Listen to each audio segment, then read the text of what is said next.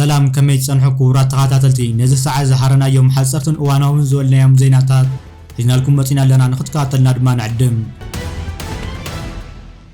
ኢትዮጵያ በዘካይዶ ግን በኦንጽል ዝተፈነው ሐጽር ቪዲዮ አሜሪካ ኢትዮጵያ አፍደገ ባህርን መርከብ ትገብሮ ሰላማዊ ዲፕሎማሲያዊ ጻዕሪ ከም ትድግፍ ተዛሪቡሎ እቲ አምባሳደር ነዚር ኢቶ ዘሃበሉ ሙሉ አውዲን ምርዳ አኳን ተዘይተኻለ ኢትዮጵያ ሰፊሕ ብዝሕ ህዝብ ዘለዋን ቁጥፍ ቁጠባዊ ዕቤት ተመዝገብ ከም ዘላን ብምጥቃስ ተወዳዳሪ ቁጠባን ምህናጽ አማራጺታት አፍደገ ባህሪ ከተስፋ ሐለዋ ክብል ተዛሪቡ So expanding maritime access through commercial means, through peaceful and diplomatic contexts is something very important and something that the United States government and my embassy intends to support going forward. We understand this. President France Emmanuel Macron ومزحلف عامة بإثيوبيا متصاحب زقبرو وان إثيوبيا مس قربة بالتحقرات بمزررابن علم لخاو حق بمخبارن أفدقا بحر مركب التقبرو تعري كم زدقف تزاربو منبارو يذكر إذي دبلوماسيا وقانقواتات انتا يزمر أخذ قبل أبي يونيفرسيتي بحر دار ممر حق بزنبرة أبي أمريكا إلى حق أنتروبولوجين زخونة دكتور بلاي عالم توكي سير لكم ይሄንን እንግዲህ እንደያገራት ኢንትረስት ማየት ናከ እዚህ በመንጽር ድሌትተን ሀገራትን ዲፕሎማሲያዊ ቋንቋን ይخرእ ዝግባ እዚ ጉዳይ ክልዓልን ከሎ ዝምልከተን ሀገራት ኣለዋ ኢትዮጵያ ሓንቲ ኮይና ኤርትራ ሶማሊያን ካልኦቱን ውን ኣለዋ በዚህ መንጽር ዲፕሎማሲያዊ እንቅስቃሴ ይገብሩ ይህሉ ኢትዮጵያውን እዚ ጉዳይ አጀንዳ ካብ ዝኸውን ድሓር ብዝረኸበቶ አጋጣሚ ሓግዙን ዝብል ሕቶታት ተልዕልያ ዝብል ግምት አለን ነዚ ኸልዕልዎን ከለው ፈረንሳይ ይኹን ካልኦት ሃገራት ምብራቅ አፍሪካ ናይ በዓለን ድሌት ከም ዘለዎን ግሉጽ ሕጂ ናይ በዓለም ዓቢ አጀንዳ ስለ ዘለዎም ጉዳይ ምብራቅ አፍሪካ ወይ ድሌት አፍደገ ባህሪ ኢትዮጵያ ቀዳምነት ዝህቦ ጉዳይ እኳ እንተዘይኮነ እዚ ሕቶ ብዙሕ ቁጥሪ ህዝቢ ካብ ዘለዋ ኣብቲ ዞባ አገዳሲ ዝኾነት ኢትዮጵያ ክመጽእ ከሎ ዝምልስሉ መገዲ ዲፕሎማሲያዊ ዝኸውን ስለዚ ንሕና ብዙሕ ቁጥሪ ዘለና ህዝቢና እንቅስቃስ ንግዲ ተደሪቱ እዩ ዘሎ ሓለዋ ክንገብር ኣፍደገ ስለ ዘይብልና ከም ኤርትራ ዝበላ ሃገራት ይሕልዎ ስለ ዘየለዋ ስጋት ድሕነት ኣለና እዩ ዝብል ከልዕሉን ከለው ሰላማዊ ብዝኾነ መገዲ ኣፍደገ ባሕሪ ክትረኽቡ እትገብርዎ ጻዕሪ ንድግፊና ማለት ዲፕሎማሲያዊ እምበር ሓድሽ ነገር እዩ ኣይብልን ካብዚ ወጻኢ ኪዱ ወሪርኩም ሓዙ ክንድግፈኩም ኢና ኣይብሉን ስለዚ ሓደ ዲፕሎማት ኣብ ማእከል ክሕተትን ከሎ ክምልሰሉ ዝኽእል መገዲ እዩ እየ ዝብል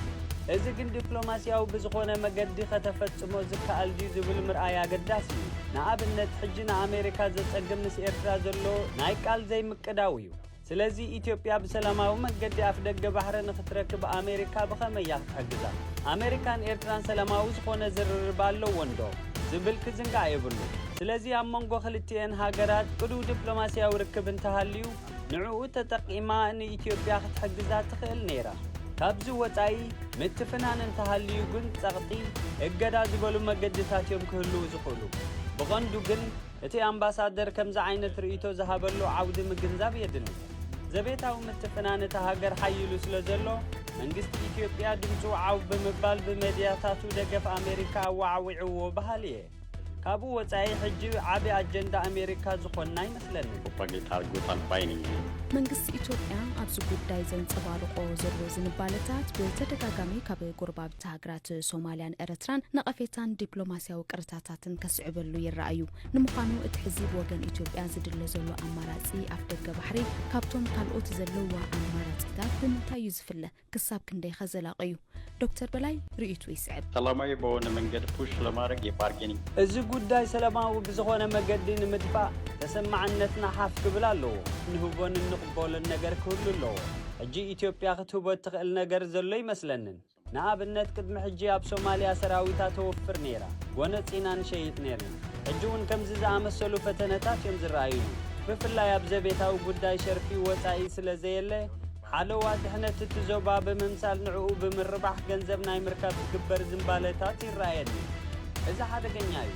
ምስ ጎረባብትና ንኣብነት ኤርትራ ዘለና ነገር ብዝበዝሓ ሃገራት ምዕራብ ከም ምልካዊት ሃገር ስለ ትረአ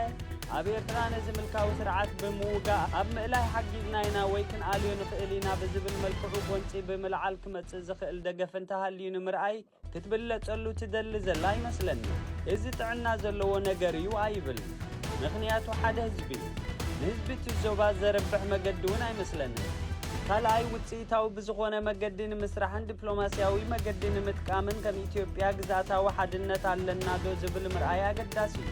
ኢትዮጵያ ግዛታ ሙሉእ ብሙሉእ ኣይትቆጻጸርን ዘላ ብውሽጥን ግዳምን ግዛት እታ ሃገር በአግባቡ ቁቋጻጸር ዝኽእል መንግስቲ የለን ስለዚ ሕጂ ዘቤታዊ ጉዳያት ፍታሕ ክረኽቡ ኣለዎ ሕቶ ኣብ ደገ ባሕሪ ሕጂ ብዘለናሉ ኩነታት መልዓል ግን ሰላማዊ ናይ ምዃን ዕድሉ ጸቢብ እዩ ባለው ሁኔታ ሰላማዊ የመሆን ዕድሉ ሰላማዊ ነው ብንል like verbal በጣም ጠባብ ነው ሜይ 24 በዋሽንግተን ዲሲ የኤርትራ ቀን ተብሎ እንዲሰየም ተወስኗል። ሌሎችም ከተሞች እንደዚሁ ሜይ 24ን በተለያዩ አሜሪካ ከተሞች የኤርትራ ቀን ተብሎ እንዲሰየም ውሳኔዎች ተላልፈዋል። ዝርዝሩን በአጭሩ ነግራችኋለሁ። በዋሽንግተን ዲሲ ሜይ 24 የኤርትራ ቀን ተብሎ ተሰይሟል። የከተማዋ ከንቲባ ሙሬል ቦውሰር ይህን አስመልክተው የፈረሙበትን ውሳኔ በዛው ለሚገኘው የኤርትራ ኤምባሲ አስረክቧል። ሜይ 24 በዲሲ የኤርትራ ቀን ተብሎ መሰየሙን የሚገልጸውን የከንቲባዋን ውሳኔ የአሜሪካ የአፍሪካ ጉዳዮች ጽሕፈት ቤት ኃላፊው አሊ ካባ ለኤምባሲ ሰጥተዋል። በዚህ ወቅት በአሜሪካ የሚገኘው የኤርትራ ኤምባሲ ጉዳይ አስፈጻሚ ብርሃኔ ሰለሞን ባደረጉት ንግግር ከንቲባዋ በከተማችን ውስጥ ለሚገኘው ጠንካራ ማህበረሰብ እውቅና በመስጠታቸው ምስጋናቸውን አቅርበዋል። በንግግራቸው ኤርትራ ነፃነቷን ካገኘች በኋላ የፕሬዝዳንት ኢሳያስ አፈወርቂ መሪነት የተገኙትን ውጤቶች የዘረዘሩት ጉዳይ አስፈጻሚው በኢኮኖሚ፣ በትምህርት፣ በጤናና በመሰረተ ልማት መሻሻሎችን አሳይተናል ሲሉ ጠቅሰዋል። እንዲሁም ግብርናና አሳ ሀብት ዘርፉ ባደረገው አስተዋጽኦ አገሪቱ በአመት ወደ 7% እድገት እያስመዘገበች መሆኑን ተናግረዋል።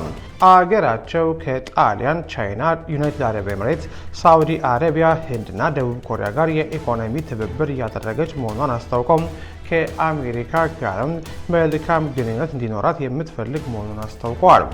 በዚህ ስነ ስርዓት ላይ የተገኙት የአሜሪካ የውጭ ጉዳይ መስሪያ ቤት ተወካይ ፕሬዚዳንት ትራምፕ እና ውጭ ጉዳይ ሚኒስትር ማርኮ ሩቢዮ የኤርትራን 34ኛ ዓመት ምክንያት በማድረግ የደስታ መልእክት ማስተላለፋቸውን በንባብ አሰምተዋል። ይህ በእንዲህ እንዳለ በሌሎች የአሜሪካ ከተሞችም ሜይ 24 የኤርትራ ቀን ተብሎ መሰየሙን ለመረዳት ችለዋል። ከነዚህም ከተሞች መካከል ሲያትል አንዱ ነው። ይህንን ስያሜ በተመለከተ የሲያትል ከተማ ከንቲባ ጽሕፈት ቤት ተወካይ ውሳኔውን በንባብ አሰምተዋል። በተያያዘ ዜና የኤርትራ 34ኛ ዓመት በዓል በተለያዩ የዓለማችን ክፍሎች በሚገኙ ኤርትራውያን ዘንድ ተከብሯል። ከነዚህ መካከልም በኤድመንተን ካናዳ፣ ኦክላንድ ካሊፎርኒያ፣ ስዊዘርላንድ፣ ጋና፣ ኡጋንዳ፣ አንጎላ፣ ጣሊያን፣ በኤሪያ አይቨሪ ኮስት፣ ጊኒ እና ኡጋንዳ የተደረጉ ዝግጅቶች ይጠቀሳሉ።